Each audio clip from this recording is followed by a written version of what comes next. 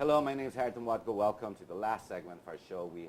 We're on featuring Congressman Sherwin Gatchalian, who now is a representative of Valenzuela. We're going to talk politics, not of people, but the politics of issues that run our commerce. Congressman, we were talking off air, sana there is politics of people, politics of employment, which you've been talking about, the politics of the port area, national issues that will affect local issues like Valenzuela pagdating sa manufacturing. You know, ako iniisip ko, for example, the politics of traffic, MMDA. We have had a monstrous problem with DOTC with just the MRT. Problema na yan And then the traffic that traverses EDSA. That affects you. Correct me if I'm wrong. Yeah, affects everyone. Your points there. How do you read that? Harry, the only way we can solve the traffic problem of Metro Manila is to invest on mass transit. Which we have. Efficient mass transit, seamless mass transit, and make everyone ride the mass transit. It's a very common sense. If you, during the holidays like this, there's no traffic because there are lesser cars. So the solution is, how do you lessen the volume of vehicles along commuting traffic? Because it's more expensive to build roads. In Metro Manila now, because of what it is, it's very hard to create new roads. So you have to make it efficient. You have to make the mass transit efficient. But if you hear horror stories about derailment, about which we have, long lines. Tumirik na naman kahapon yung MRT. Sabi nga nila, there's I am very involved with the transportation issues in Metro Manila when I was a mayor through the MMDA. There were may nag-joke nga, I think it's one of the guys in World Bank. I mean, if you want to improve traffic in Metro Manila, don't let the rich people buy cars because they're the one creating traffic.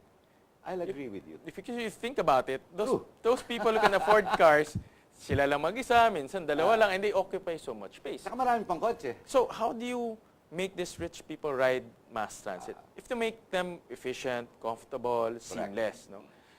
And when you make that happen, then everyone will ride the mass transit. Tayo, di ba, when we go to Hong Kong or Singapore. You ride the... I ride the mass transit because it's comfortable Diba? It's more efficient than cars. You have to do that here, But you have to have a paradigm shift in policy because if you want to make the mass transit efficient, you have to invest. And if you will invest, it will never make money, because you have to capture the entire segment of the population. Kailangan ba ng gobyerno, sinasabi nila parate? I mean, this government's had 4 years, GMA had 9 years. Why is it we did not invest, we did not look in mass transit? We built the MRT it started in Ramos' time. It was inaugurated during Erap's time. It started well. In fact, it suffered the first 2 years, kulang ang passenger traffic. Right. Sumobra ngayon. Yeah, sobra-sobra na. Sobra. But why hindi natin makita-kita parang kuryente? Why didn't we build power plants? Why didn't we build more mass transit? Noon pa, ngayon pa lang. Hari, nakita ko kasi, every time we talk about mass transit, the common comment of the government official is nalulugi yan It's a losing proposition. That's why we have to change our policy. Do you want it as a service, a public service, or do you want it a profit-oriented organization? It will never be a profit-oriented organization because it's capital intensive, and your customers cannot afford to pay that capital. Public utility talaga. Nagiging public utility. Kaya in most countries, Singapore, Hong Kong, even LA. It's government. It's government talaga. Even their bus system, government talaga, because they know it's a service that you provide. That's how consumerism, manufacturing, everything comes alive because you allow it to be. It becomes an accessory to a much bigger activity, which is the flow of goods, which is economic activity. But as a standalone unit, and you look at it, if you will look at the profitability of this standalone unit, it will never happen. Talagang malulugi siya. So mali ang shift nila ngayon, mali ang policy nila the way it's going. Sa akin, mali because they're looking at this as a profit-oriented organization. Kaya ayaw nilang, I guess that's why the subsidy they're putting is tempered, because I don't understand. The cost of money today is cheap. Doing that over a period of time, it can't be all that bad. It can't be all that too expensive. I think there is I think the president mentioned this many, many times that the government is already subsidizing 7 billion to MRT, no, because it's losing money. But then again, 7 million, but you have close to 800,000 riders a day, no. It pays for itself, miski pa paano. But you're making that 800,000, a million riders a day efficient, no? You're making them. Gusto niya pa nga taasan, di ba? O was it Mar? Yeah. One of Mar's bubu, gusto niya taasan to 40 pesos. Alam mo, wala namang problemang, tingin ko lang wala namang problemang taasan, Harry, if you provide good service. But if you will raise the fares, and people will just experience the lousy service. It has to Like be now. the other way around. You improve service, then you raise fares. But if you raise fares, and then the service is not yet efficient, and the service is lousy, then you will get resistance talaga. Congressman, today is National Heroes Day, but today also marks a very strong anti-pork barrel movement ongoing, di ba? And what they're doing now is they're trying to introduce the People's Initiative Yes. for fear that Congress might be a problem because it leans towards the numbers of Pinoy. Where does our politics stand? I know you don't want to discuss people, but discussing issues on the politics of the current events today. Ang nangyayari, Presidente, well, we don't know for sure, but sinasabi niya lang, open daw siya. Confusion if he wants term limits or not. The tyranny of the numbers of the Liberal Party in the House, how do you read that problem, if it's even a problem? Remember, you have an ongoing impeachment.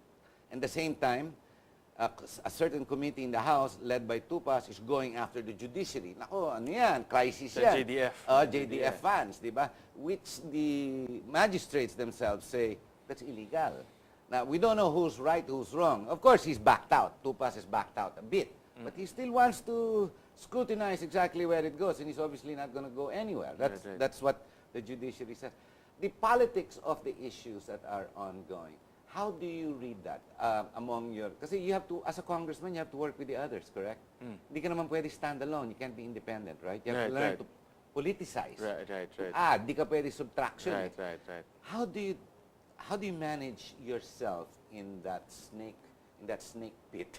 Lahat kasi nangangagat Tsaka lahat malalaki iba-ibang kulay. Di ba? Ang Congress, lahat magagaling. Right. Kung hindi, Maraming hindi magagaling manunod na lahat talaga. yan Maraming magagaling Mandato talaga. lahat yan Yes, magagaling. So how do you get around that Actually, problem? just going back to the issue of constitutional amendments on politics, and extending the term limits of the president.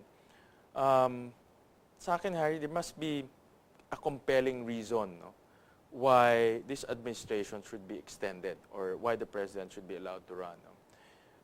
Of course, if you talk to the liberals, they will say Meron. he's the best president our country ever has because liberal sila. But we have to go back to the numbers. And if you look at Good the point. numbers, Measurements. the numbers are black and white. I always tell this to when I talk to my constituents that the greatest enemy of this country is poverty. And I agree with you. And poverty, sad to say, hasn't really improved in the last 3 or 4 years of this Hey, administration. we're now giving 70 billion. And you're being asked to vote on 70 billion for next year's budget to give away. If you look at poverty incidence, it stands at 23%. That's about 24 million Filipinos. It's been fluctuating in the last 3 years. If you look at unemployment, it stands at 7.2%, which is about 3 million people, fluctuating also. And if you look at those numbers lang, but what is the most compelling reason to extend this administration? We don't need another status quo. Correct. We need a radical approach to fight poverty. Of course, poverty is an intergenerational problem. But that's where the president can come in. I think the president can be the greatest statesman we can ever have by using his last 2 terms to come up with Last 2 years. last 2 years to come up with God, wag terms. But go ahead. last 2 years to come up with very, very strong reforms that needs political will. For example, we have legislation to improve the economic provisions of the Constitution. We have a law that will create antitrust and fair competition in our country. We have a law, we have a pending law to modernize customs. No? These I are like all, all of that. Yeah, these are all legislation that needs political will. But since he is not up for re-election, he can use these last 2 terms to push for very strong reforms. No? Of course, hindi niya na makikita yan. No? But that's where his statesmanship will come in. Because Legacy. he's now putting very strong fundamentals to fight poverty, to be able to help the next administration to fight poverty. No? That's where selflessness comes in. That's where his statesmanship will come in, because he's now helping the next guy, no, help the Filipino people. That's. How about the tyranny of the numbers of the Liberal Party and its allies? Is that a problem for you? It's not a You know, you have an impeachment going problem on. naman. supposed to be. Right. That's reality. Alam mo naman, Harry, But they it's a can numbers railroad you game. guys. What if all of a sudden you wake up tomorrow and find out you have a constituent assembly and you all have to vote in the plenary? Right. Nays or ayes? Right. All of a sudden, which can be done overnight Right, with right. the help of the speaker, assuming. I think when you talk about constitutional amendments, people become very, very sensitive about this issue.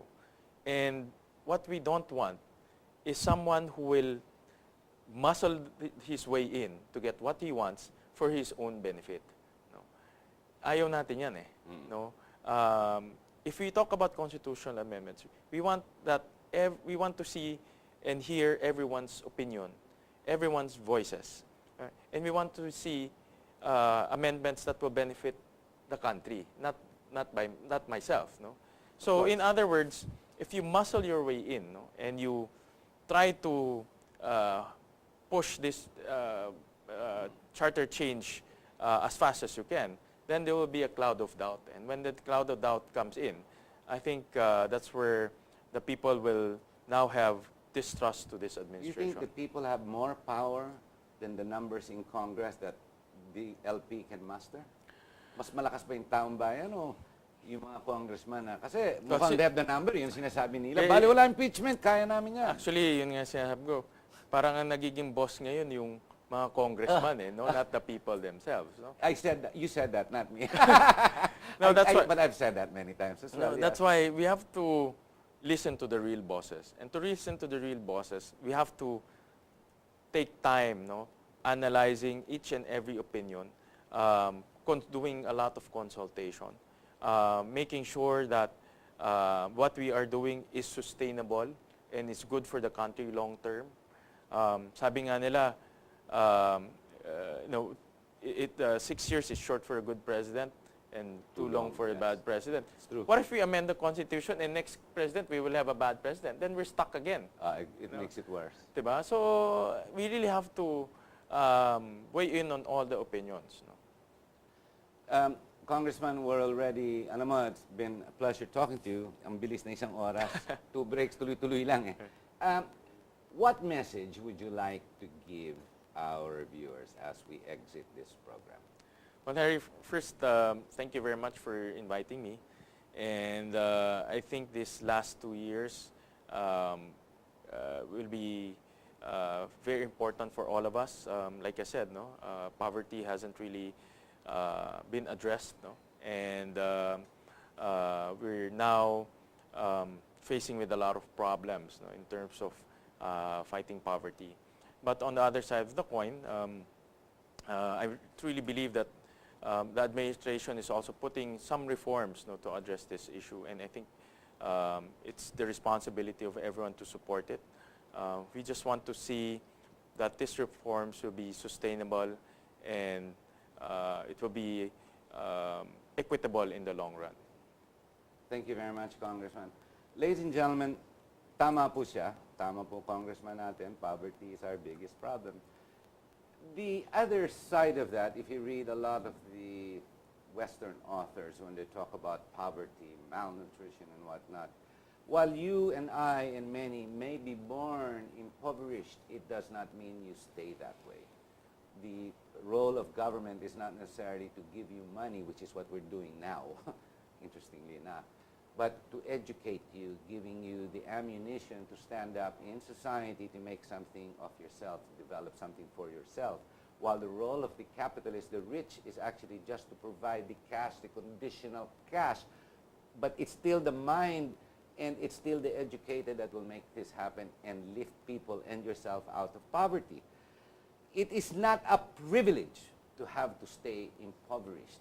The problem really is the people who demand to stay there because they're lazy. In that situation, then you got a problem. Of course, in this situation, religion can come in, geography can come in. Gee, the whole China problem can come in. Even the Arab conflict can all come in. But in essence, if you look at all the main solutions, be it in China or the poor countries in Africa or the conflict zones in the Middle East and the Arab, even our Muslim Bangsamoro issues, the real issue, tama po si Congressman, it's poverty.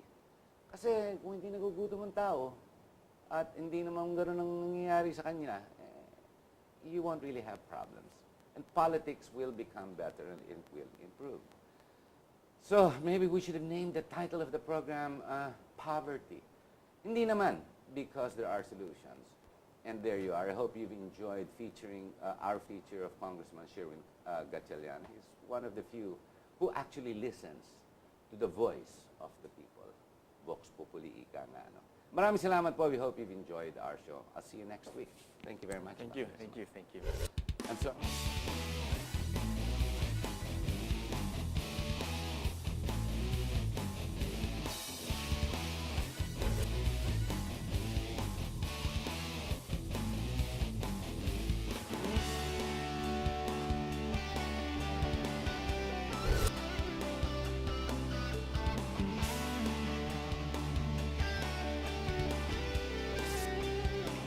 you are what you watch.